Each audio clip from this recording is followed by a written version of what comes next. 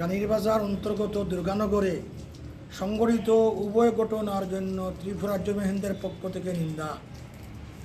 ত্রিপুরা রাজ্যের শান্তিপ্রিয় জনসাধারণ গতকাল 25/8/2024 রানীরবাজারের অন্তর্গত দুর্গানগর গ্রামে দুষ্কৃতিকারী কর্তৃক কালী মন্দিরের মূর্তির মাথা ভাঙ্গাকে কেন্দ্র করে 8টি সংখ্যালঘু মুসলিম বাড়িতে অগ্নিসংযোগ, ভাঙচুর, 13টি গাড়িতে অগ্নিসংযোগ, বাড়ির বাউন্ডারি ভাঙচুর, বাড়ির ঘরের দোকানপাট লুট, দোকানঘর লুট, ভাঙচুর, অগ্নিসংযোগ ইত্যাদি উপঘটনার জন্য ত্রিপুরা রাজ্য মেহেন্দের পক্ষ থেকে নিন্দা জানানো হচ্ছে।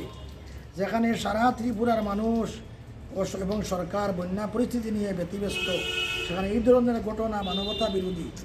রাজ্যের ও এলাকার ধর্ম, বর্ণ, দলমত নির্বিশেষে সকলের শান্তি সম্প্রীতি বজায় রাখার জন্য অনুরোধ করা হচ্ছে।